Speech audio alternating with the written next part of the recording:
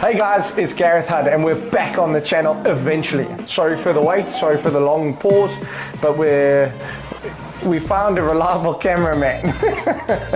We're here on the Dyno. We've got Jared's vehicle here, Operation Knobkiri. Apparently.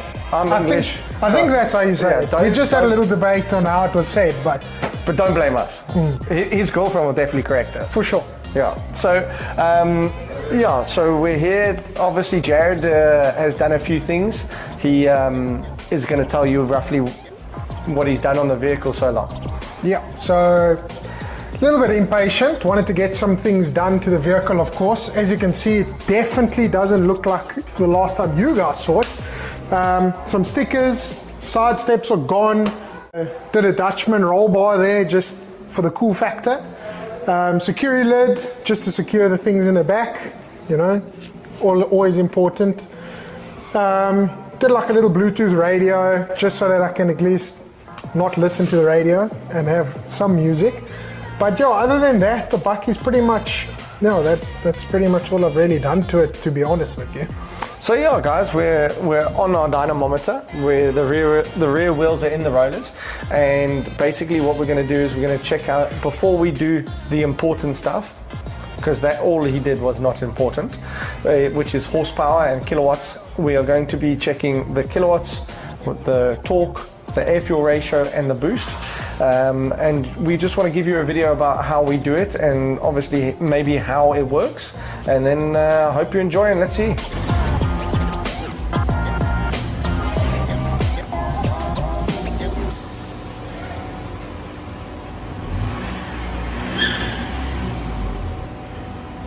Okay guys, like I said before, we're on the dyno. There's a few things that we do normally to make sure it's healthy, is oil, water, tire pressure, tire size, and a few visual checks around the vehicle to make sure she's healthy before we go and put her through her paces. Then the next thing we do is we put two straps in the back, if it's a rear wheel drive, and make it secure so that Jared's Bakkie doesn't find the wall. We then pull the cooling fan as close as we can to simulate air conditions that go on to stop it from overheating, because we will be going to 4,000 RPM maybe, depending on where the power drops off on this motor vehicle. And that could be 100, 120, 200 k's an hour. Don't think it'll be 200 k's an hour on this Bakkie. Jared's shaking his head, so definitely that's why I'm laughing. And then basically what's going to happen is that we're going to then calibrate the dyno to the RPM of the car in a certain gear, so it's a 1-to-1 ratio so that we can get the right kilowatts and newton meters out of it. So Jared, get your bum in the seat and let's go and have fun. Let's do it.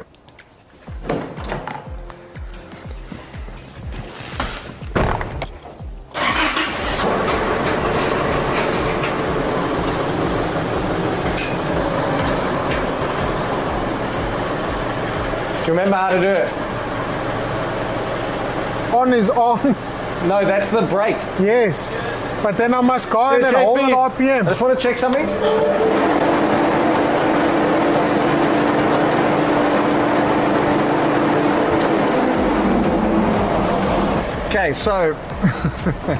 Okay, so there's two main functions of the dyno, is one to input data and one to put the eddy current, the resistant brake on. So what you need to do is you need to go to 3,000 RPM and then you're going to flick the load on. As you can see, you can now drive because the load is on, and then, okay.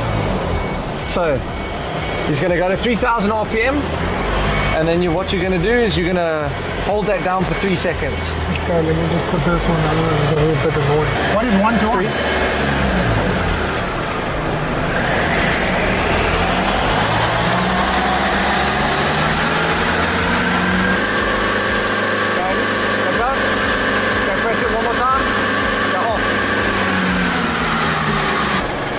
So now Jared has calibrated the dyno 3,000 RPM of what the roller speed is for 3,000 RPM of what the car is. So it works out basically where 3,000 RPM is. On a diesel vehicle, we'll do every 500 RPM until we see the power decrease. and then we'll get a comfortable grasp and figures for the motor vehicle. So Jared now is going to find 2,500 RPM, 2,000 RPM, 1.5, 4, 3.5, all of those kind of good things. So enjoy the little B-roll that our cameraman's going to do, and he's going to be putting all these figures in full under load, like he's going flat out up a hill, so that we can get an accurate measurement of all the sensors and the common rail injecting the diesel into the cylinders.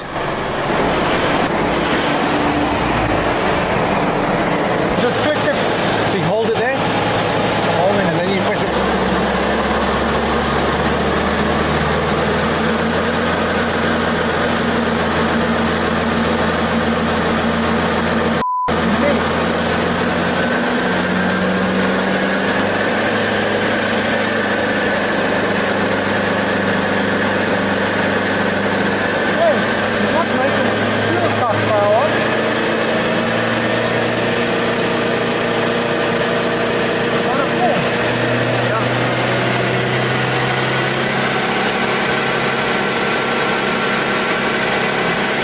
Daddy, chill. What the hell is even that? Okay guys, so we had Jared do his first run on the dyno. It's made a whole 185 kilowatts plus a few change, and it's made a 285 newton meters of torque. So it's, you know, how Definitely many? not 185, my man. 200. What did I say? You said 185 kilowatts. I wish it made 185 kilowatts. Okay, I tell you. so it made 85 kilowatts and 285 newton meters of torque. I apologize. How many Ks are on the clock? 360 now. Which is mad, you know, like to have over 250,000 kilometers on it and still be making roughly OEM, probably even better because she's on a wheel dyno, is incredible. So it shows you the Isuzu tractor still tractoring on. So now what we're going to do is we're just going to measure some air fuel ratio and some boost. We're not going to show you it, it's pretty boring, but long and the short is that's just giving us a baseline so that we can start. We have done the suction control valve as well. You do put that liquid moly. Yeah, that injector cleaner every third or fourth tank. Yeah. So maybe that's what's giving it a little bit more as well. So maybe some of that. It'll be probably cool to test without and with it one day, but see if it actually does work.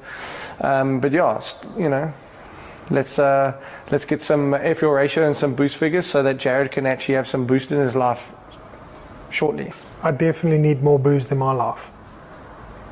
What do you want to do? Measure the boost. Do you have a T-piece? Yeah, it just goes here.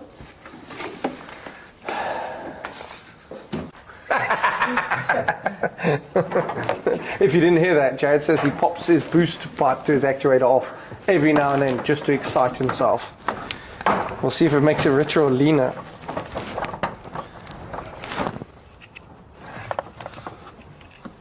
Should we make it look like we know what we're doing?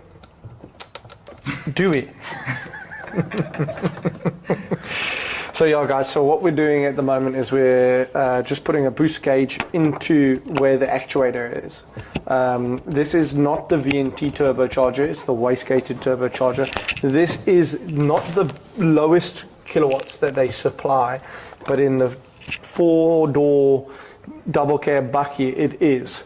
So this is the baby. We're going to try and outperform all of them. But like we say, baseline, we've got to get to know where the boost is at, and then maybe we can make some bush plans on the wastegate and see what we can boost it to stock without making that wastegate open up, and then we'll know at least the limiting of the air ratio through the exhaust turbine or comp housing of the turbocharger, and we'll go from there. So once again, we're going to put a run on the dyno, and we're going to obviously just check the boost and see where she's at. Okay, so just go to like 2,000 RPM.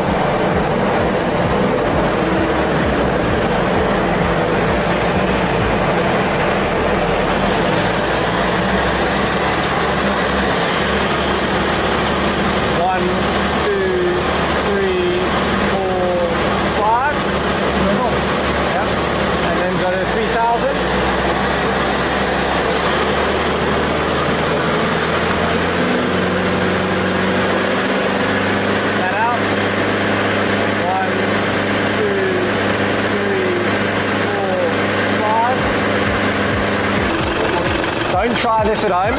So now what Jared wants to know and he wants to see is he wants to see if we don't put the boost to the actuator and the actuator stays closed, how much boost it is, because he's very disappointed at 0.6 bar boost on the dyno.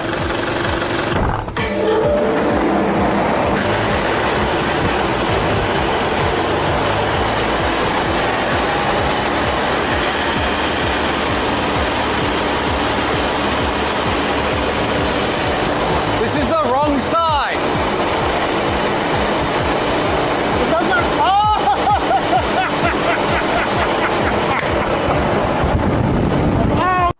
Idiot. I disconnected the wrong side. Yeah. I disconnected the wrong side. Wait a minute. Who are you? I was like, what? It sounds like this can't be, there's no boost. Really?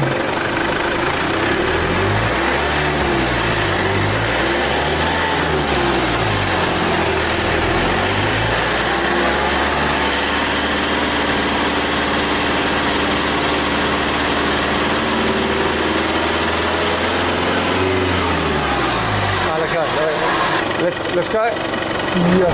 3,000, eh? That wasn't even 3 games. That was 2 games. Just turn it on, off, and turn it on at 3.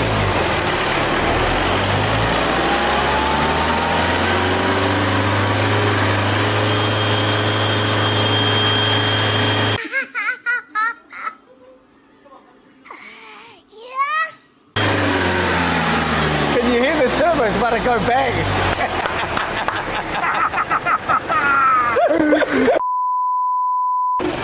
That thing's gonna go bang, eh?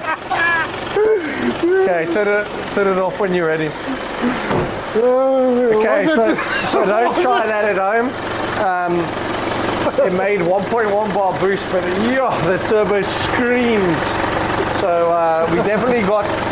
So what we could do now is we could obviously up the boost with the wastegate turbocharger. And then we could add fuel. So that's probably what we're going to end up doing next. So it's actually quite interesting that just adding air, more boost pressure, isn't what's actually going to give you more power. Yeah, I dropped 10 kilowatts. Exactly. So it actually lost power, but we upped the boost pressure. So that shows a massive impact. As it's not just all about boost. Yeah, for sure. Boost, I always say, boost never hurts anyone. It's the mixture of them going together is what hurt the motor. Obviously there's extremes to everything, but in this case, it's like you say, the boost ain't gonna hurt anything except for the turbo by the sound of it. Definitely. It's whistling what it was. It's hopefully not now that we put it back to where it was. If not, on the way home, Jared's gonna have a whistle. But yeah, 100%. So I think the next step is definitely to try and tune the max out of it now. What we'll do is we'll try and keep the wastegate as closed as we can without it hurting the turbo tube. No. And then you'll be missing a turbo. And then we're going to add more fuel, maybe what these guys start calling stage ones or whatever the case is. So yeah, I think that's enough playing around for this episode. It's a short and sweet one, but hopefully we can make them come out a little bit quicker with our new cameraman. And we'll see you in the next one. Thanks for watching. Like and subscribe. Lega.